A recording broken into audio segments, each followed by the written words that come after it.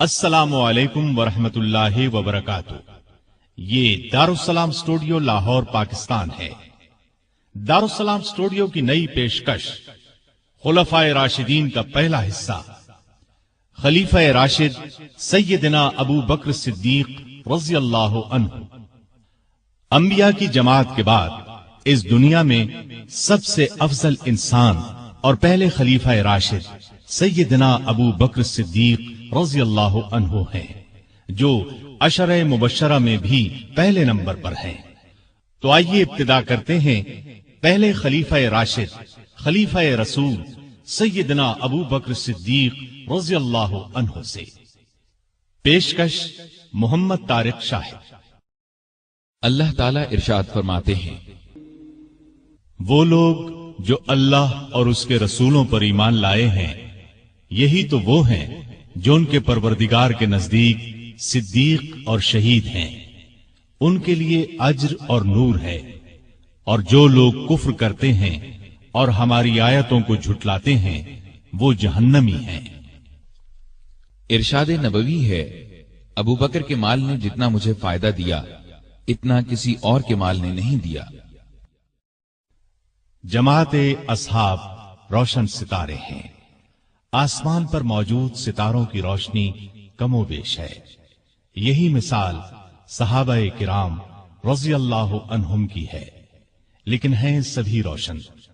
इनमें सबसे नुमायां, सबसे रोशन और सबसे ताबनाक बहरहाल पहले चार सहाबा ही हैं। यही पहले चार सहाबा खुलफाए राशिदीन हैं। अशराए मुबश्शरा में भी सबसे पहले इन्हीं का नाम है। दुनिया में बहुत से लोगों को अजीबो गरीब खुसूसियात नसीब हुई। आदम अलैहिस्सलाम सबसे पहले इंसान हुए। अल्लाह ताला ने उन्हें माँ बाप के बगैर पैदा फरमाया। ईसा अलैहिस्सलाम बिन बाप के पैदा हुए। नूह अलैहिस्सलाम को 950 साल के करीब जिंदगी मिली। इब्राहिम अलैहिस्सलाम को आग में डाला गया, आग उन्हें जला न सकी। इस्माइल अलैहिस्सलाम के गले पर छुरी चलाई गई, गला न कटा। यूनुस अलैहिस्सलाम को मछली ने जिंदा निकला, फिर मछली के पेट से जिंदा निकल आए। मूसा अलैहिस्सलाम से कोही तूर पर अल्लाह ताला ने कलाम फरमाया। नबी करीम सल्लल्लाहु अलैहि वसल्लम की तो हर बात ही हरफा व आला है। आसमानों की सैर की, खत्म नबूवत का ताज आपको पहनाया गया। आपकी उम्मत को ये इम्तियाज बख्शा गया कि आखिरी उम्मत करार पाई। इस आखिरी उम्मत में भी बहुत से अफराद अनोखी खुसूसियात वाले करार पाए। उनमें सबसे बुलंद दर्जा अबू बकर सिद्दीक रज़ी अल्लाहु अन्हु का है। उनकी शान में अल्लाह ताला ने ये आयत नाजिल फरमाई, अगर तुम उनकी मदद न करो तो अल्लाह ही ने उनकी मदद की, उस वक्त जब उसे काफिरों ने देश से निकाल दिया था। दो में से दूसरा जबकि वो दोनों गार में थे। जब ये अपने साथी से कह रहे थे कि गम न कर, अल्लाह हमारे साथ है, बस जनाब बारी ने अपनी तरफ से तस्कीन उस पर नाजिल फरमाकर उन लश्करों से उसकी मदद की जिन्हें तुमने देखा ही नहीं।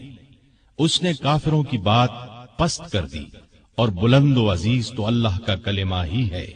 अल्लाह गालिब है, हिकमत वाला है।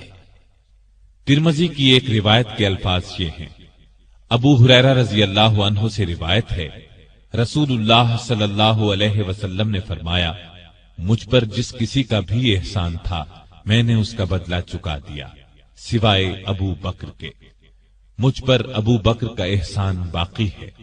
इसका बदला अल्लाह ताला ही क़यामत के दिन अता करेगा। और मुझे किसी के माल ने इतना नफा नहीं दिया जितना अबू बकर के माल ने नफा दिया। अगर मैं किसी को अपना जानी दोस्त बनाता तो अबू बकर को बनाता। खबरदार, तुम्हारा साथी अल्लाह का दोस्त है। यानी अल्लाह ताला ने चूंकि मुझे दोस्त बनाया है, इसलिए अल्लाह के सिवा मैं किसी को दोस्त नहीं बना सकता। मुस्लिम की एक हदीस के अल्फाज यूं हैं, अबू बकर मेरे भाई और मेरे साथी हैं, और अल्लाह ताला ने तुम्हारे साथी को दोस्त बनाया है। तो ये अजीम खुसूसियत अबू बकर रज़ी अल्लाहु अन्हु को नसीब हुई, जो नबी आखिरुज़्ज़मान के सबसे अफजल सहाबी थे। आज हम उन्हीं का तज़किरा करेंगे, उनकी हैरत ज़दा कर देने वाली बातें सुनेंगे। अबू बकर सिद्दीक रजी अल्लाह अन्हु 573 ईस्वी में पैदा हुए।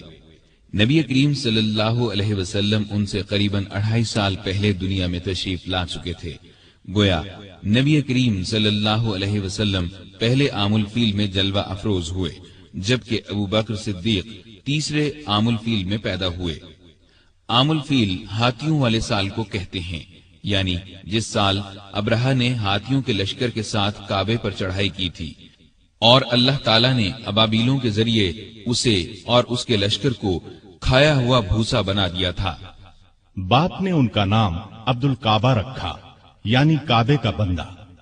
इस्लाम को नबी करीम सल्लल्लाहु अलैहि वसल्लम ने उनके इस्लाम लाने पर बदला और अब्दुल्लाह नाम रखा, यानी अल्लाह का बंदा।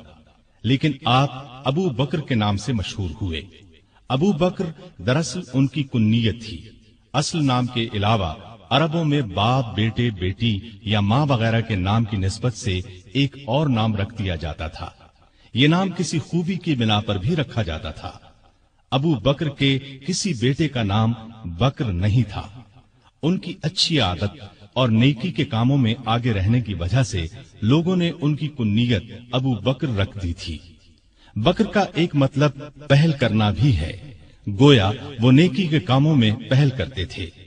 उनकी ये कुन्नियत इस कदर मशहूर हुई कि असल नाम से बहुत कम लोग वाकिफ हैं। उन्होंने चूंकि हर मौका और हर मरहले पर नबी करीम सल्लल्लाहु अलैहि वसल्लम की तस्दीक की कि आप सच्चे रसूल हैं और जो कुछ आप फरमाते हैं बिल्कुल सच होता है, इसी तरह हर हालत में, दुख में भी और सुख में भी उन्होंने नबी करीम सल्लल्लाहु अलैहि वसल्लम का साथ दिया। इसीलिए सिद्दीक के लक़ब से मशहूर हुए। खुद रसूलुल्लाह सल्लल्लाहु अलैहि वसल्लम ने उन्हें सिद्दीक के लक़ब से याद फरमाया। सिद्दीक से मुराद है निहायत सच्चा, सच्चाई के खिलाफ हर बुराई के मुकाबले में डट जाने वाला। चुनाचे अबू बकर सिद्दीक हर मौके पर सच्चे साबित हुए, लिहाजा सिद्दीक कहलाए। उनका एक लक़ब अतीक भी है। अतीक का मतलब है आजाद। आपने उन्हें देखकर एक बार फरमाया, तुम अल्लाह की तरफ से दोज़ख से आजाद हो। एक और मौके पर आपने फरमाया, जिसे जमीन पर दोज़ख से आजाद किए हुए शख्स को देखना हो वो अबू बकर को देख ले। इस लिहाज से उनका एक लक़ब अतीक हुआ। उनका एक मशहूर लक़ब यार गार भी है। वो गारे सौर में आपके साथ थे, जैसा कि आप अभी आयत और उसका तर्जुमा सुन चुके हैं। तफसीलात आगे आएंगी। आप खानदान तैम से थे। कुरैश की कई शाखें थीं। उनमें से एक का नाम बनु हाशिम था। नबी करीम सल्लल्लाहु अलैहि वसल्लम बनु हाशिम से थे। एक शाख का नाम बनु तैम था। अबू बकर सिद्दीक रजी अल्लाह अन्हु उससे थे। बनु तैम भी बहुत बाइज्जत खानदान था। 7वीं पुश्त में आपका नसब रसूलुल्लाह सल्लल्लाहु अलैहि वसल्लम से जा मिलता है। वो इस तरह के कबीला कुरैश के मुर्रा के 2 बेटे किलाब और तैम थे। किलाब की औलाद से नबी करीम सल्लल्लाहु अलैहि वसल्लम पैदा हुए और तैम की औलाद से अबू बकर सिद्दीक रजी अल्लाह अन्हु पैदा हुए। अबू बकर सिद्दीक के वालिद का नाम उस्मान बिन आमिर था और उनकी कुन्नियत अबू कुहाफा थी। ये भी अपनी कुन्नियत ही से मशहूर थे। कामयाब और खुशहाल ताजिर थे। मक्के के लोग उन्हें बहुत इज्जत की निगाह से देखते थे। उन्होंने मक्का फतह होने के बाद इस्लाम कबूल किया। उस वक्त उनकी उम्र 90 साल के करीब थी। बीनाई जाती रही थी। 14 हिजरी में 97 साल की उम्र में वफात पाई। अबू बकर रजी अल्लाह अन्हु की वालिदा का नाम सलमा बिन्त सखर था।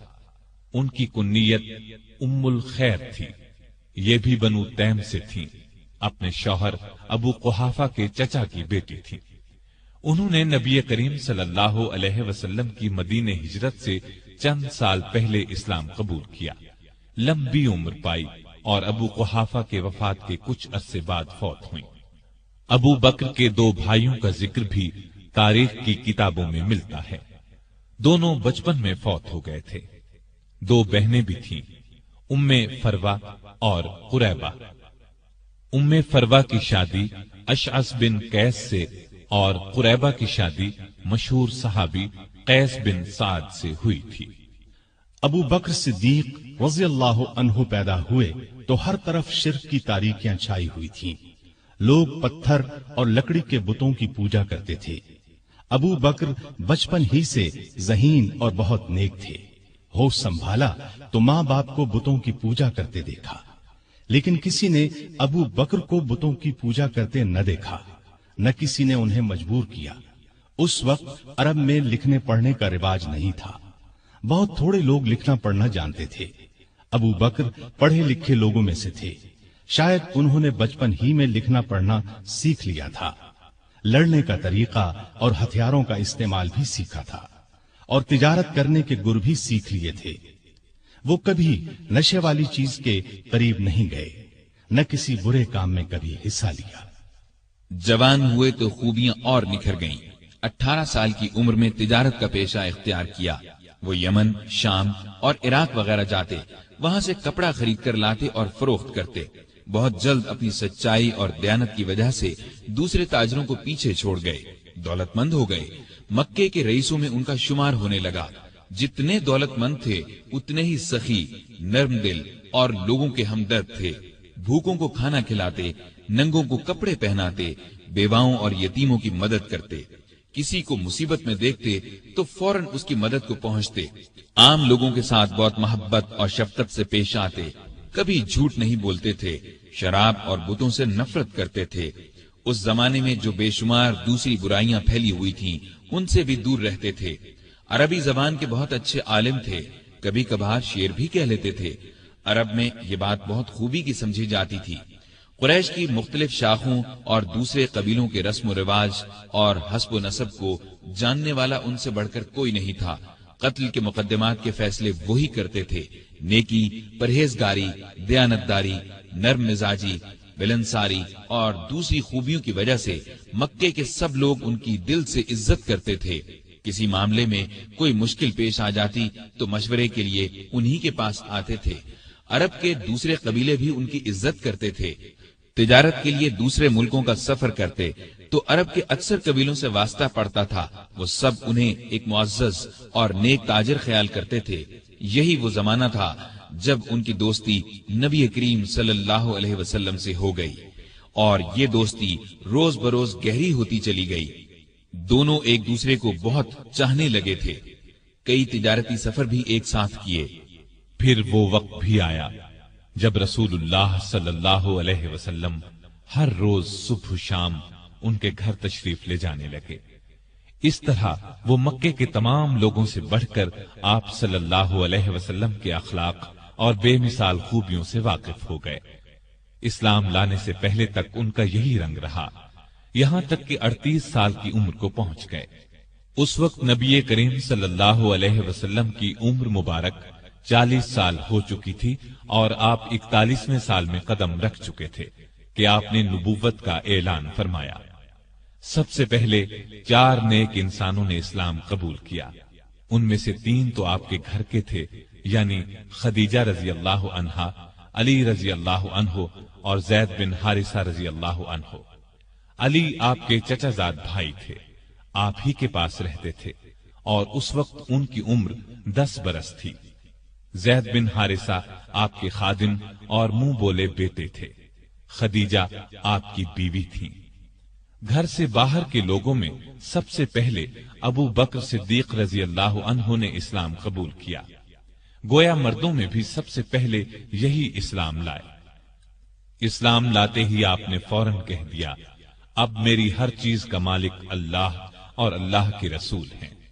مال اور اسباب تو کیا چیز ہیں، ان کی خاطر جان اور اولاد بھی قربان کر سکتا ہوں۔ نبوت کا اعلان فرمانے کے بعد نبی صلی اللہ علیہ وسلم نے شروع کے 3 سالوں میں صرف ان سمجھدار لوگوں کو اسلام کی طرف بلایا جن سے یہ امید کی جا سکتی تھی کہ وہ جھگڑا نہیں کریں گے اور اللہ کا سچا دین قبول کر لیں گے۔ اس کام میں ابو بکر صدیق نے آپ کا پورا ساتھ دیا۔ اسلام کی تبلیغ کی اور قریش کے بڑے بڑے لوگوں کو مسلمان کر لیا۔ ان میں عثمان غنی، طلحہ، زبیر، سعد بن ابی وقاص اور عبد الرحمن بن عوف رضی اللہ عنہم جیسے اونچے رتبے کے لوگ شامل تھے۔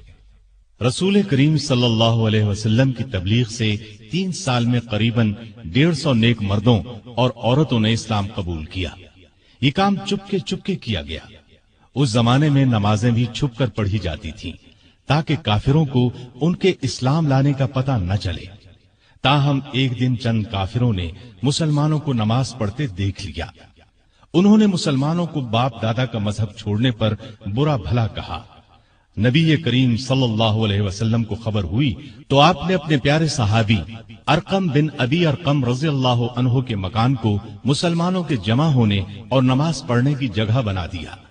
ये मकान सफा पहाड़ी के करीब था और बहुत महफूज था। काफिर उस पर आसानी से हमला नहीं कर सकते थे। नबुव्वत के चौथे साल अल्लाह ताला के हुक्म से आपने खुल्लम खुला इस्लाम की तबलीग शुरू फरमाई। इस पर काफिर भड़क उठे, मुसलमानों को सताने लगे, उनके दुश्मन बन गए। मुसलमानों ने करीबन 9 साल जुल्म बर्दाश्त किए। इस्लाम लाने वालों की तादाद मुसलसल बढ़ती गई। अबू बकर रजी अल्लाह अन्हु ने भी इस्लाम की खातिर जुल्म बर्दाश्त किए, लेकिन बराबर इस्लाम की खिदमत में लगे रहे। आप सल्लल्लाहु अलैहि वसल्लम पर जान छिड़कते रहे। जिस वक्त उन्होंने इस्लाम कबूल किया, उनके पास 40,000 दिरहम थे। उनमें से अपने पास सिर्फ 5-6 हजार दिरहम रखकर बाकी सब गरीब मुसलमानों को काफरों के पंजे से छुड़ाने और इस्लाम की तरक्की के लिए खर्च कर डाले। अबू बकर रजी अल्लाह अन्हु की तबलीग से जिन लोगों ने इस्लाम कबूल किया, उनमें तलहा भी थे। ये अबू बकर रजी अल्लाह अन्हु के चचाजाद भाई थे। उनके इस्लाम लाने का हाल कुरैश के एक सरदार को मालूम हुआ। ये शख्स इस्लाम का सख्त दुश्मन था। उसने तलहा और अबू बकर रजी अल्लाह अन्हुमा को रस्सी से बांधकर खूब मारा पीटा, लेकिन ये इस्लाम पर कायम रहे। एक रोज नबी करीम सल्लल्लाहु अलैहि वसल्लम खाना काबा में तशरीफ ले गए।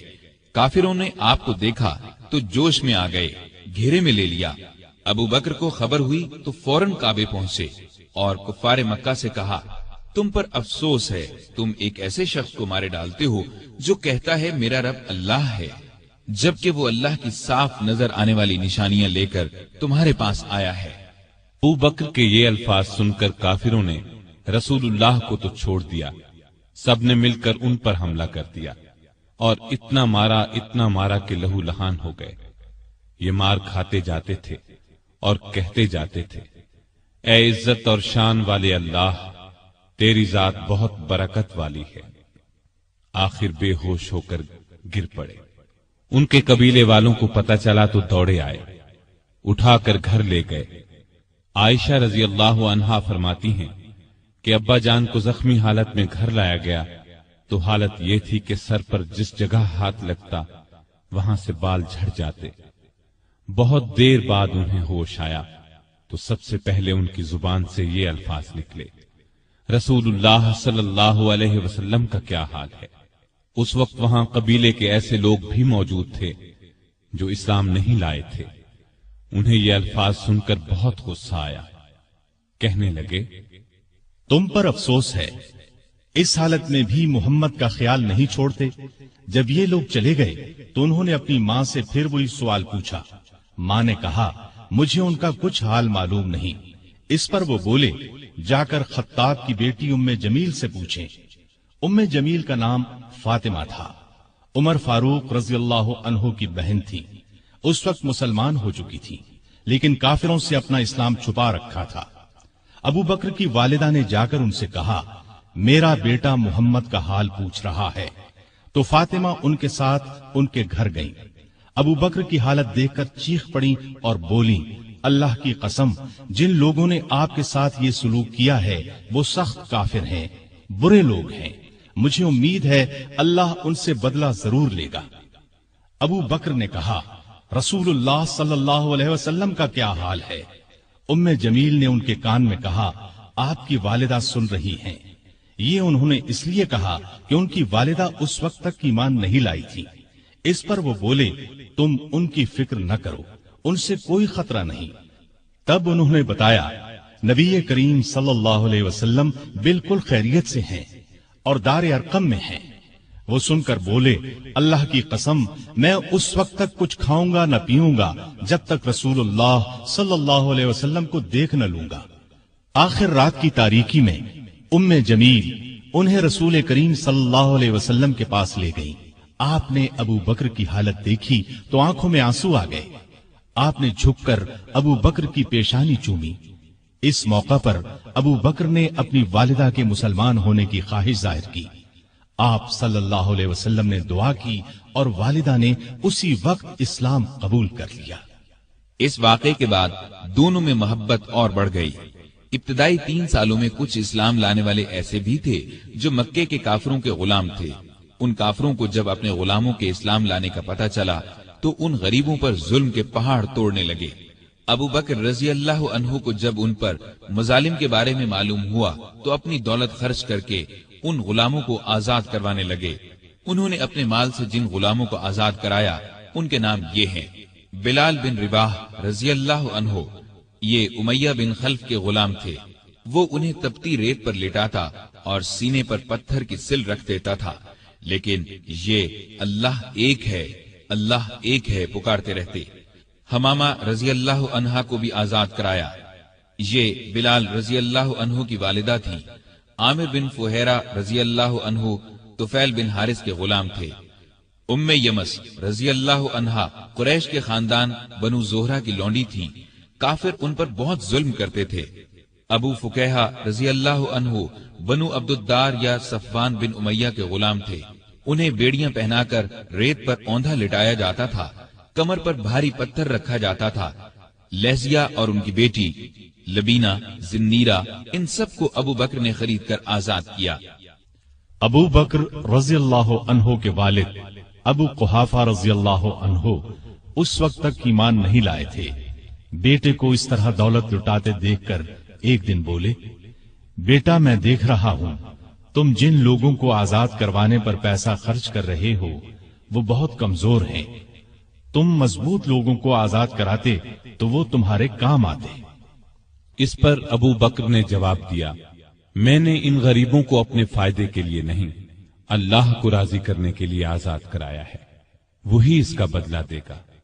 ये बात सुनकर उनके वालिद खामोश हो गए।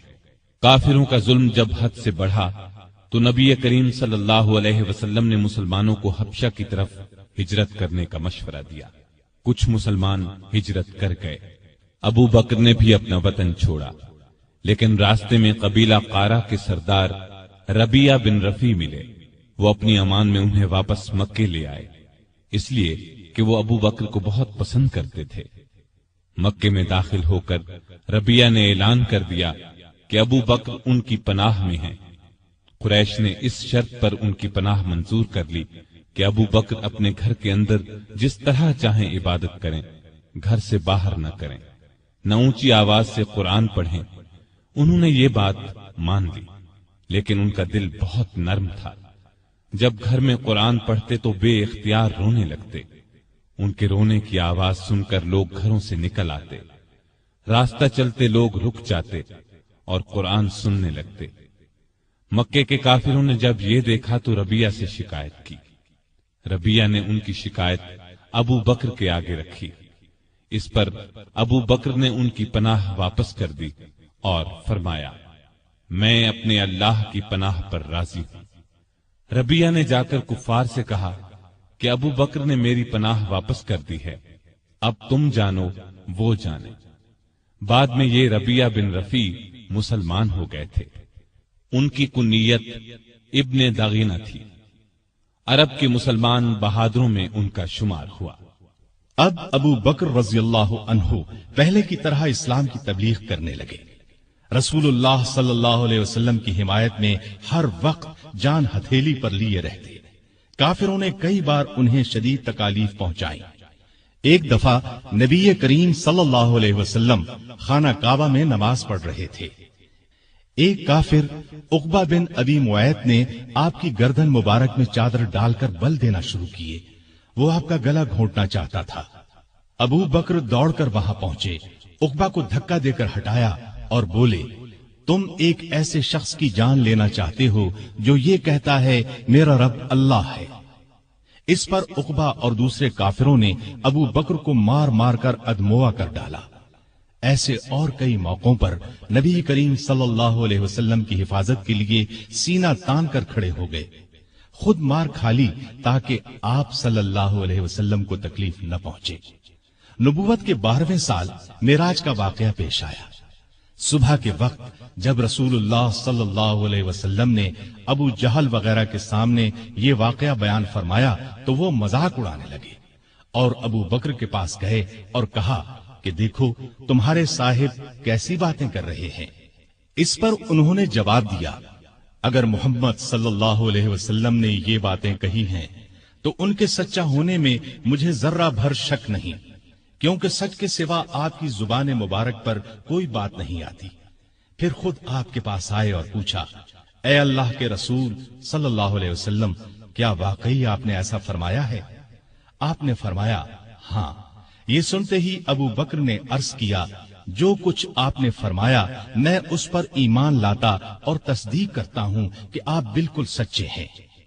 ابو بکر کو صدیق کا لقب اسی لیے ملا کہ انہوں نے اس موقع پر اور دوسرے موقعوں پر بھی ہمیشہ رسول اللہ صلی اللہ علیہ وسلم کی تصدیق کی اور آپ کی نبوت کی گواہی دی۔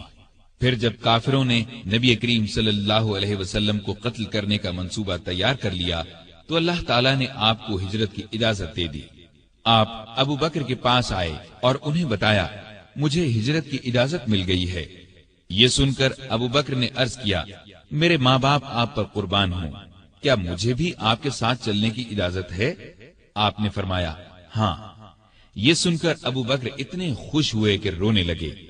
عائشہ رضی اللہ عنہا فرماتی ہیں کہ اس روز مجھے پہلی بار معلوم ہوا کہ کوئی شخص حد سے زیادہ خوشی سے بھی رونے لگتا ہے۔ پھر ابو بکر نے عرض کیا، مجھے اندازہ تھا کہ آپ ہجرت کریں گے، اس لیے میں نے 2 اونٹنیوں کو کھلا پلا کر تیار کر رکھا ہے، ان میں سے ایک آپ لے لیں۔ آپ نے فرمایا لیکن میں قیمت دے کر لوں گا۔ ابو بکر خاموش ہو گئے۔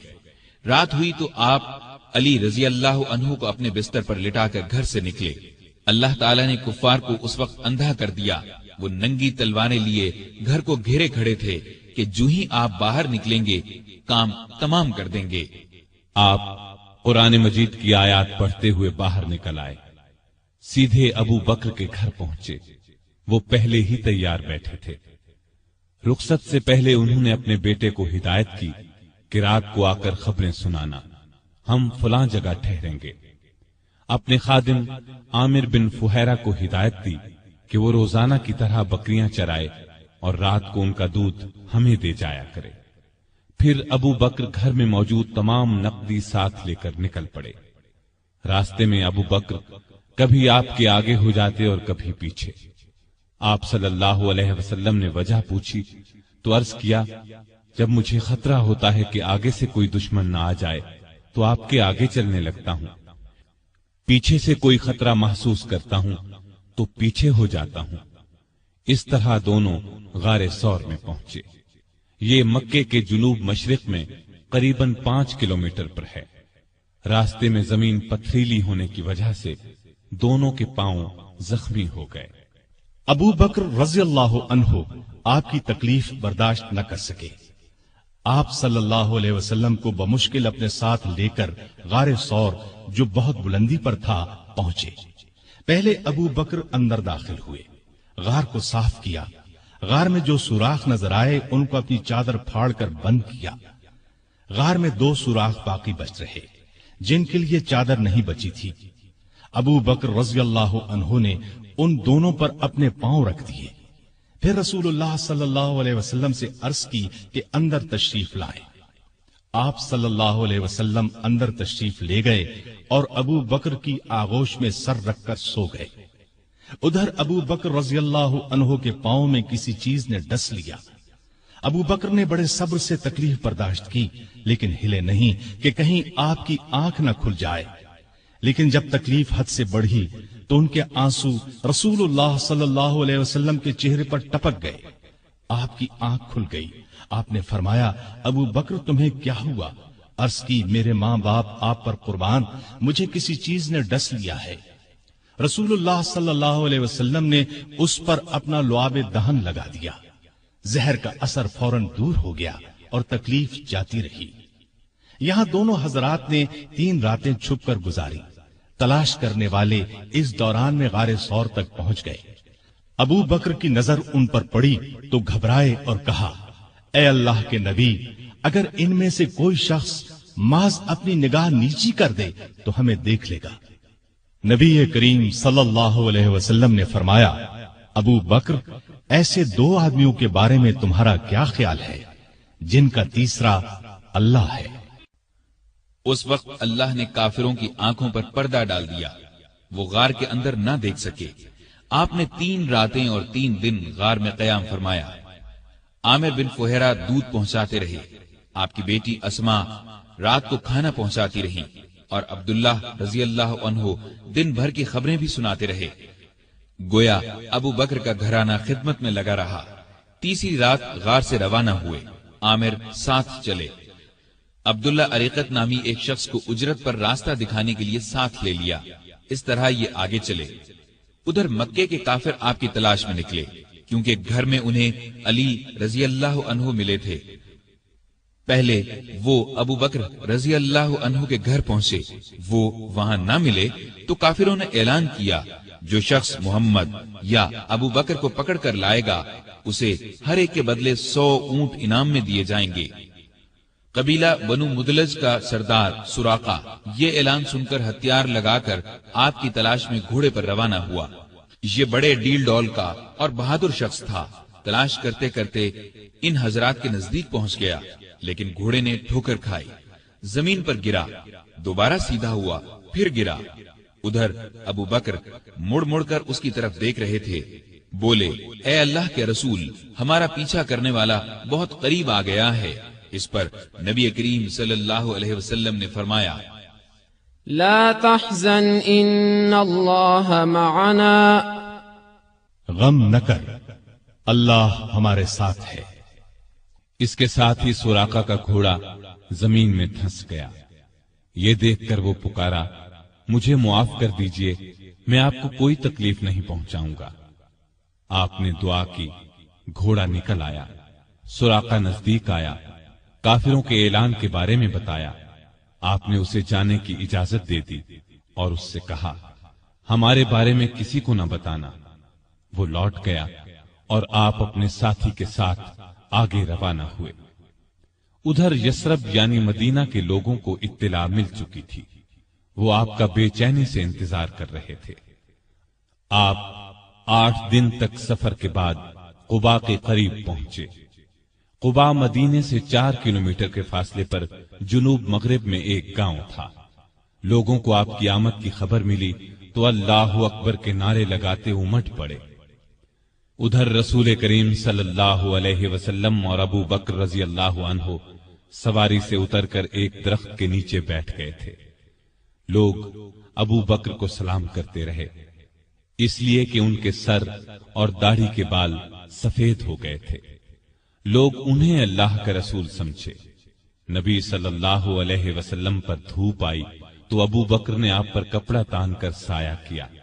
تب لوگوں کو معلوم ہوا کہ اللہ کے رسول تو یہ ہیں۔ آپ صلی اللہ علیہ وسلم نے قباء میں مسجد بنوائی۔ چند دن ٹھہرنے کے بعد وہاں سے مدینے کی طرف روانہ ہوئے۔ ابو بکر اب بھی ساتھ تھے۔ مدینے میں آپ اور ابو بکر ابو ایوب انصاری کے ہاں قیام فرما ہوئے۔ اب آپ نے مدینے میں مسجد بنانے کا ارادہ فرمایا۔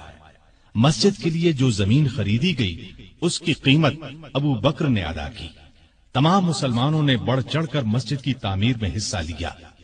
ابو بکر بھی کسی سے پیچھے نہ رہے۔ پھر ابو بکر نے اپنے گھر کے باقی افراد کو بھی مکے سے مدینے بلا لیا، لیکن والد اور ایک بھائی نے ابھی اسلام قبول نہیں کیا تھا، وہ مکے ہی میں ٹھہرے رہے۔ ابو بکر رضی اللہ عنہ کی والدہ بھی بوڑھے شوہر کی وجہ سے وہیں رکی رہی۔ مدینے میں آپ نے اپنا کام یعنی کپڑے کی تجارت پھر سے شروع کر دی، لیکن زیادہ وقت نبی کریم صلی اللہ علیہ وسلم کی خدمت میں بسر کرنے لگے۔ آپ ہر جگہ رسول اللہ صلی اللہ علیہ وسلم کے ساتھ جاتے۔ ابو بکر صدیق رضی اللہ عنہ نے ہر طرح کے جہاد میں حصہ لیا، دین کی خاطر ہر قسم کی سختیاں برداشت کی، اپنا مال اللہ کے راستے میں بے دریغ خرچ کیا، جان کی بازی لگا کر اللہ اور اس کے رسول صلی اللہ علیہ وسلم کے دشمنوں سے لڑے۔ آپ غزوہ بدر میں شریک ہوئے۔ اس لڑائی سے پہلے آپ نے پرجوش انداز میں مسلمانوں سے کہا، ہم آخری دم تک لڑیں گے۔ میدان جنگ میں نبی کریم صلی اللہ علیہ وسلم بہت دیر تک دعا کرتے رہے تو ابو بکر کا دل بھر آیا اور انہوں نے یہ الفاظ کہے، اے اللہ کے رسول، اب بس کیجئے، آپ بہت دعا مانگ چکے، اللہ آپ سے کیا ہوا وعدہ ضرور پورا فرمائے گا۔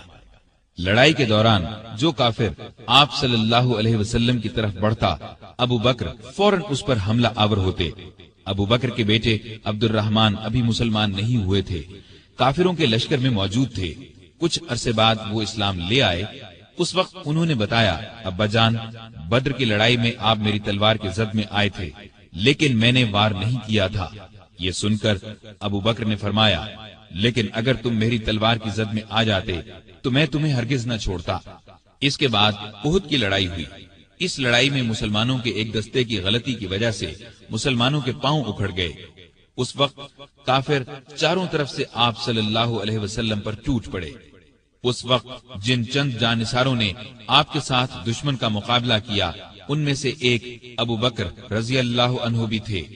خندق کی لڑائی میں ابو بکر فوج کا ایک دستہ لے کر خندق کے ایک حصے کی حفاظت کرتے رہے۔ بعد میں اس جگہ مسجد بنائی گئی جو مسجد صدیق کے نام سے مشہور ہوئی۔ بیعت رضوان کے موقع پر صلح کی چند شرائط مسلمانوں کو پسند نہ آئیں تو وہ ابو بکر کے پاس آئے اور اپنا خیال ظاہر کیا۔ ابو بکر نے ان سے فرمایا، آپ اللہ کے رسول ہیں، جس طرح اللہ حکم دیتا ہے اسی طرح کرتے ہیں، اللہ ان کی مدد کرے گا، تم ان کی اطاعت کرتے رہو، اللہ کی قسم وہ حق پر ہیں۔ خیبر کی لڑائی میں بھی ابو بکر رضی اللہ عنہ ساتھ تھے۔ فتح مکہ کے موقع پر بھی ابو بکر ساتھ تھے۔ قریش میں اب مقابلے کی تاب نہیں تھی۔ آپ صلی اللہ علیہ وسلم نے انہیں معاف کر دیا۔ ابو بکر اپنے والد ابو قحافہ کو آپ کی خدمت میں لائے۔ وہ بہت بوڑھے ہو چکے تھے، بینائی بھی زائل ہو چکی تھی۔ ابو بکر نے خواہش ظاہر کی کہ وہ مسلمان ہو جائیں۔ آپ صلی اللہ علیہ وسلم نے ان کے سینے پر ہاتھ پھیرا اور فرمایا، اسلام لے آئیے۔ انہوں نے اسی وقت کلمہ پڑھ لیا۔ غزوہ حنین کے موقع پر جب قبیلہ حوازن نے زبردست تیر اندازی کی تو مسلمانوں کی صفیں ٹوٹ گئیں۔ اس وقت جو صحابہ ثابت قدم رہے ان میں ابو بکر بھی تھے۔ غزوہ طائف میں ابو بکر کے بیٹے عبداللہ کو ایک تیر لگا، وہ زخمی ہو گئے۔ چند دن میں زخم ٹھیک ہو گیا لیکن پھر خراب ہو گیا اور وہ اسی زخم کی وجہ سے فوت ہوئے۔ تبوک کی لڑائی کے موقع پر لشکر کے لیے ہتھیاروں اور سواریوں کی بہت ضرورت تھی۔ آپ نے مسلمانوں سے فرمایا، دل کھول کر مال اور سامان دیں۔ اس پر غریب امیر ہر مسلمان نے مال، سامان، اونٹ، گھوڑے، غلہ، کھجوریں وغیرہ آپ کی خدمت میں ڈھیر کر دی۔ ابو بکر اپنے گھر کا تمام سامان اور ہر چیز لے آئے۔ نبی کریم صلی اللہ علیہ وسلم نے پوچھا، ابو بکر بال بچوں کے لیے کیا چھوڑا؟ انہوں نے عرض کیا، ان کے لیے اللہ اور اللہ کا رسول کافی ہیں۔ لڑائی میں آپ صلی اللہ علیہ وسلم نے ساری فوج کا انتظام ابو بکر رضی اللہ عنہ کے سپرد کیا۔ فوج کا بڑا جھنڈا بھی انہی کو دیا۔ تبوک مدینے سے 686 کلومیٹر دور ہے۔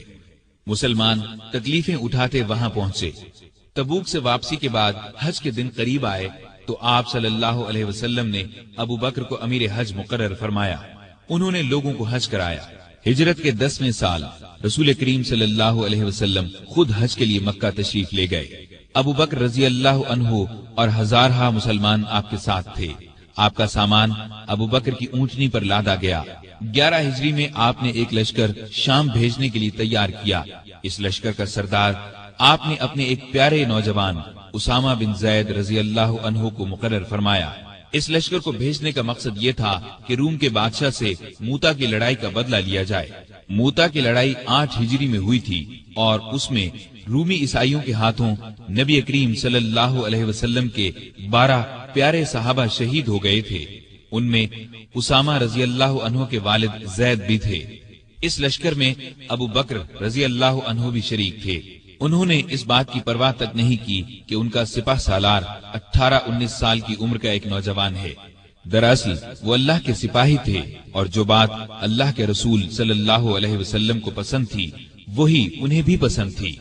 حج سے واپسی پر نبی صلی اللہ علیہ وسلم نے مسلمانوں کو یہ خطبہ دیا۔ اللہ نے اپنے ایک بندے کو اختیار دیا کہ چاہے تو دنیا کی نعمتوں کو قبول کر لے اور چاہے تو اللہ کے پاس جا کر ان نعمتوں کو قبول کرے جو وہاں ملنے والی ہیں۔ تو اس بندے نے اللہ کے پاس جا کر ملنے والی نعمتوں کو قبول کیا ہے۔ یہ خطاب سن کر ابو بکر رضی اللہ عنہ رونے لگے۔ وہ سمجھ گئے کہ یہ آپ صلی اللہ علیہ وسلم نے اپنے بارے میں فرمایا ہے۔ ہجرت کے 11ویں سال رسول کریم صلی اللہ علیہ وسلم کے مرض میں اضافہ ہو گیا تو آپ نے ابو بکر کو نماز پڑھانے کا حکم فرمایا۔ ابو بکر نمازیں پڑھانے لگے۔ اس دوران میں ایک صبح آپ کو افاقہ محسوس ہوا تو آپ سہارا لے کر مسجد میں تشریف لے آئے۔ ابو بکر نے پیچھے ہٹنا چاہا تو آپ نے اشارے سے فرمایا اپنی جگہ پر رہو۔ پھر آپ نے ان کے ساتھ بیٹھ کر نماز ادا کی۔ ہجرت کے 11ویں سال 12 ربیع الاول بروز پیر آپ صلی اللہ علیہ وسلم نے رحلت فرمائی۔ وہ دن ابو بکر کی زندگی کا سب سے بڑے صدمے کا دن تھا۔ انہوں نے نبی کریم صلی اللہ علیہ وسلم کی پیشانی کو بوسہ دیا اور فرمایا، میرے ماں باپ آپ پر قربان، اللہ آپ پر 2 موتیں جمع نہیں کرے گا۔ جو موت اللہ نے آپ کے لیے لکھ دی وہ آ چکی، اب آپ پر کبھی موت نہیں آئے گی۔ اس وقت صحابہ کی حالت بہت نازک تھی۔ سیدنا عمر فاروق رضی اللہ عنہ ننگی تلوار لیے اعلان کرتے نظر آئے، جو شخص یہ کہے گا کہ رسول اللہ صلی اللہ علیہ وسلم نے وفات پائی میں اسے جان سے مار ڈالوں گا۔ ابو بکر نے ان کی یہ تقریر سنی تو فرمایا، اے عمر سنبھلو اور چپ ہو جاؤ۔ پھر آپ نے لوگوں کے سامنے تقریر کی، لوگوں، جو شخص محمد صلی اللہ علیہ وسلم کو پوچھتا تھا وہ جان لے کہ محمد صلی اللہ علیہ وسلم وفات پا گئے ہیں، اور جو اللہ کو پوچھتا تھا وہ سمجھ لے کہ اللہ زندہ ہے، وہ کبھی نہیں مرے گا۔ ان الفاظ کے بعد آپ نے قرآن مجید کی یہ آیت تلاوت فرمائی، محمد صلی اللہ علیہ وسلم صرف رسول ہی ہیں، ان سے پہلے بہت سے رسول آ چکے ہیں۔ کیا اگر ان کا انتقال ہو جائے یا شہید ہو جائیں تو تم اسلام سے اپنی ایڑیوں کے بل پھر جاؤ گے؟ اور جو کوئی پھر جائے اپنی ایڑیوں پر تو ہرگز اللہ تعالیٰ کا کچھ نہ بگاڑے گا۔ ان قریب اللہ تعالیٰ شکر گزاروں کو نیک بدلہ دے گا۔ ابو بکر رضی اللہ عنہ کی تقریر سن کر لوگوں کو یقین آ گیا کہ رسول اللہ صلی اللہ علیہ وسلم واقعی ان سے جدا ہو چکے ہیں۔ آپ کی وفات کے بعد مسلمانوں نے متفقہ طور پر جناب ابو بکر صدیق کو خلیفہ چن لیا۔ خلیفہ بنائے جانے کے بعد انہوں نے یہ خطبہ دیا، لوگو، اللہ کی قسم میں نے کبھی تمہارا امیر بننے کی خواہش نہیں کی۔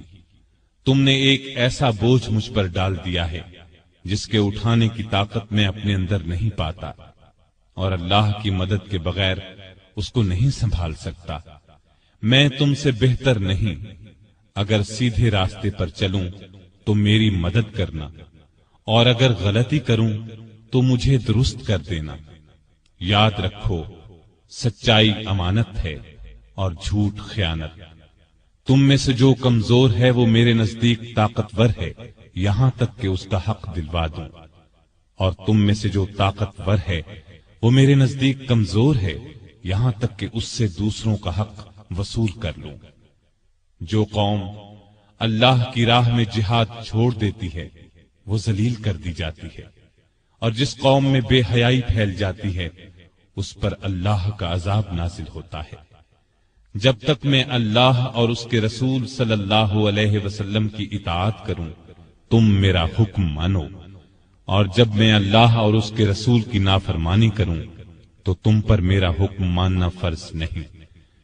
اب نماز کے لیے کھڑے ہو جاؤ، اللہ تم پر رحم فرمائے۔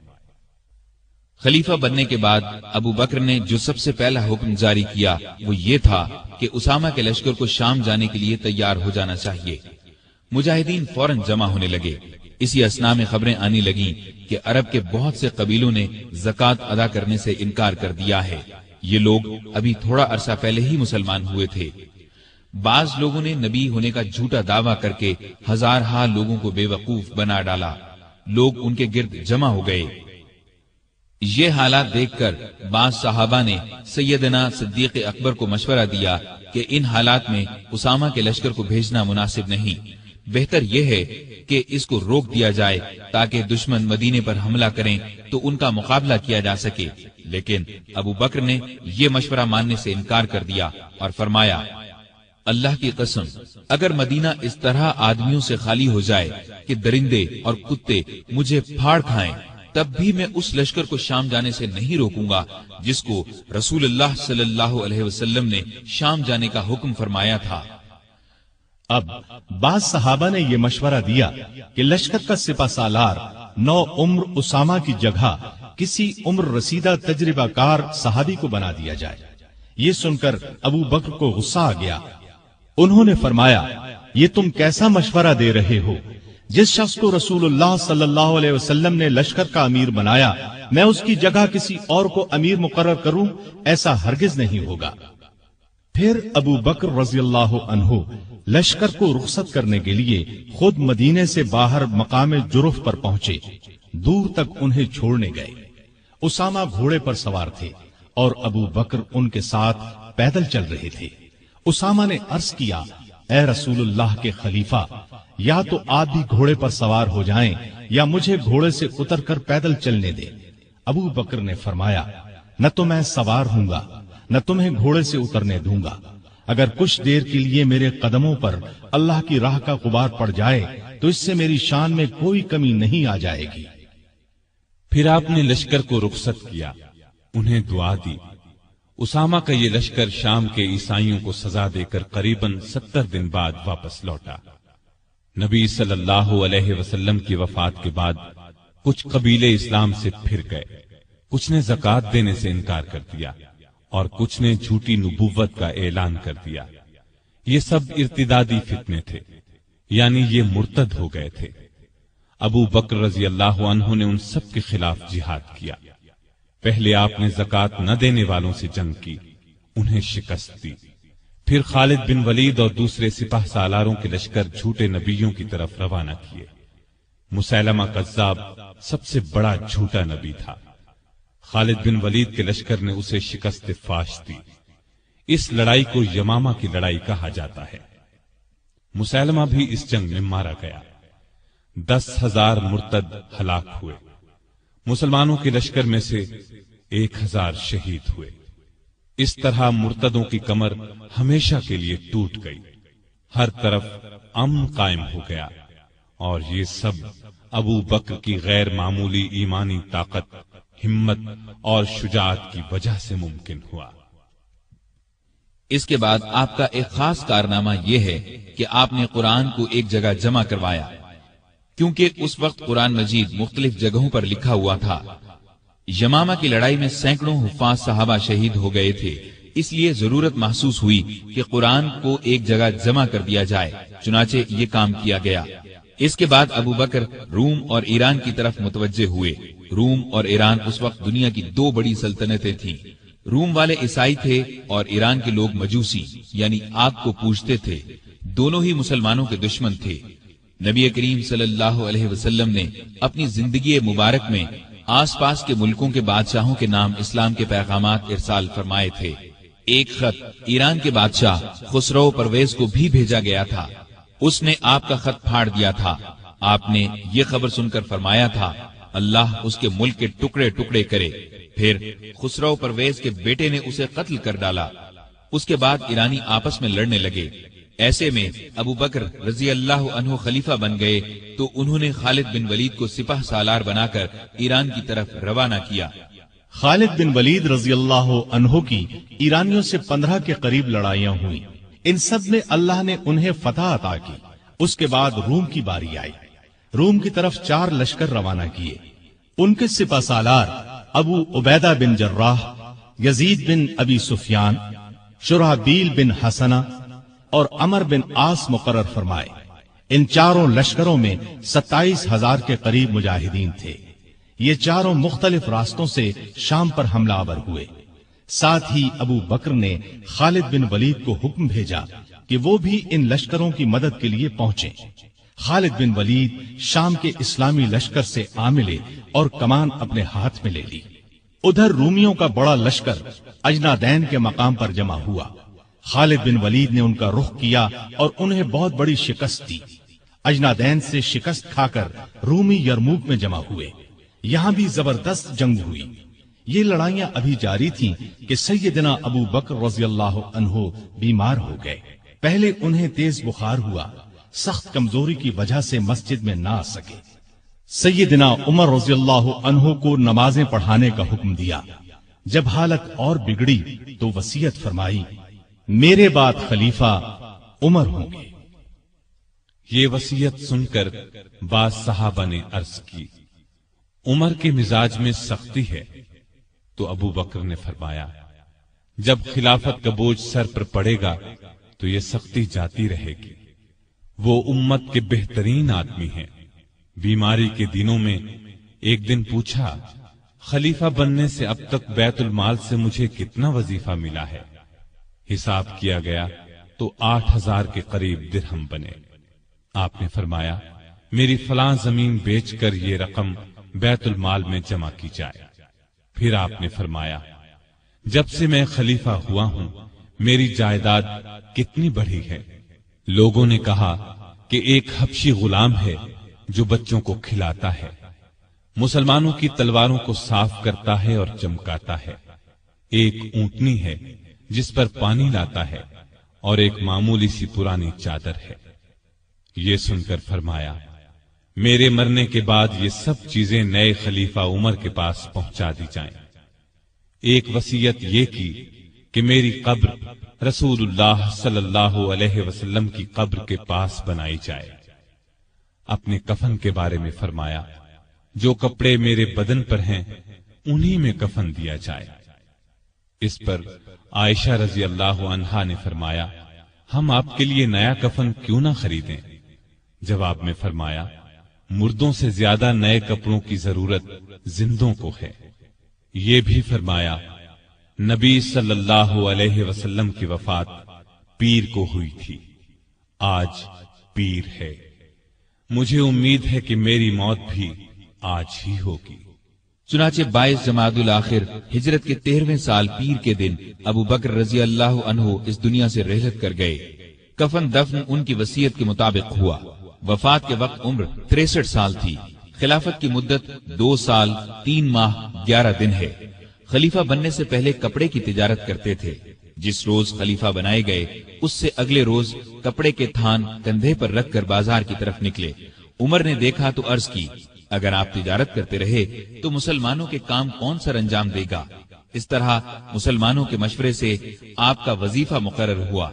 ये इतना था जितना एक आम आदमी का खर्च होता है। वफात के वक्त ये भी अपनी जमीन फरोख्त करके बैतुल माल में जमा कराने की वसीयत कर दी।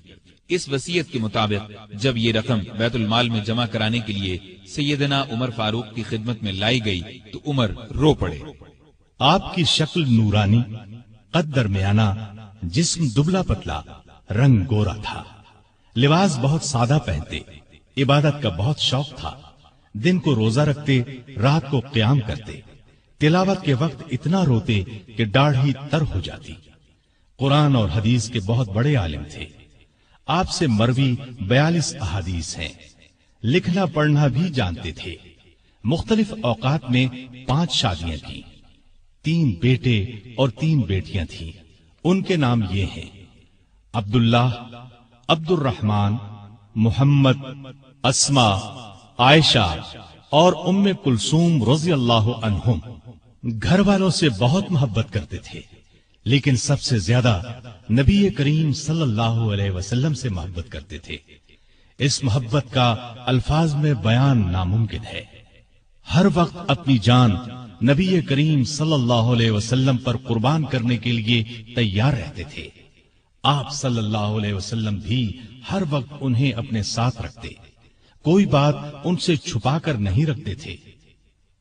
آپ صلی اللہ علیہ وسلم کی خدمت میں صحابہ جڑ کر بیٹھتے تھے، لیکن ابو بکر کے لیے جگہ چھوڑ دی جاتی تھی۔ جب وہ اپنی جگہ پر آ کر بیٹھتے تو آپ ان کی طرف رخ کر لیتے تھے۔ آپ صلی اللہ علیہ وسلم فرمایا کرتے تھے، ابو بکر تمام لوگوں میں مجھے سب سے زیادہ پیارے ہیں۔ آپ صلی اللہ علیہ وسلم نے کئی بار انہیں جنت کی بشارت دی۔ ایک مرتبہ فرمایا، ابو بکر حوض کوثر پر میرے ساتھ ہوں گے۔ ایک مرتبہ نبی کریم صلی اللہ علیہ وسلم نے 10 صحابہ کے نام لے کر فرمایا کہ یہ جنتی ہیں۔ ان میں پہلا نام ابو بکر صدیق کا لیا۔ ابو بکر صدیق غریبوں اور محتاجوں کی بہت مدد کرتے تھے۔ اللہ کے راستے میں خرچ کرنے میں سب کو پیچھے چھوڑ دیتے تھے۔ اللہ کا خوف اس قدر تھا کہ حساب کے دن کا خیال آنے پر کانپ جاتے تھے۔ فرمایا کرتے تھے، کاش میں ایک تنکا ہوتا، کسی کو کوئی بات کہہ دیتے تو فوراً اس سے معافی مانگ لیتے۔ لوگوں کو سلام کرنے میں پہل کرتے تھے۔ پرہیزگاری تو حد درجے کی تھی۔ ایک دن آپ کا غلام کھانے کی کوئی چیز لایا، آپ نے اس میں سے کچھ کھا لیا، لیکن کھانے کے بعد غلام نے آپ سے پوچھا، آپ کو معلوم ہے کہ آپ نے جو کھایا ہے وہ کیا ہے؟ آپ نے فرمایا، بتلاؤ یہ کہاں سے آیا ہے؟ اس نے بتایا کہ زمانہ جاہلیت میں ایک شخص نے مجھ سے کچھ منتر پڑھوایا تھا، یہ اس کی اجرت ہے۔ یہ سن کر ابو بکر نے اپنا ہاتھ منہ میں ڈالا اور جو کچھ پیٹ میں گیا تھا قے کے ذریعے سب کچھ باہر نکال دیا۔ مزاج میں بہت عاجزی تھی۔ خلیفہ بننے سے پہلے محلے والوں کی بکریوں کا دودھ دو دیتے تھے۔ خلیفہ بننے کے بعد بھی یہ معمول نہ چھوڑا۔ لوگوں کو بہت اچھی اچھی نصیحتیں کرتے رہتے تھے۔ فرماتے ہیں، مصیبت کی جڑ انسان کی گفتگو ہے۔ عقل مند کی پہچان یہ ہے کہ وہ زیادہ باتیں نہیں کرتے۔ سچائی امانت اور جھوٹ بددیانتی ہے۔ کسی مسلمان کو حقیر نہ جانو۔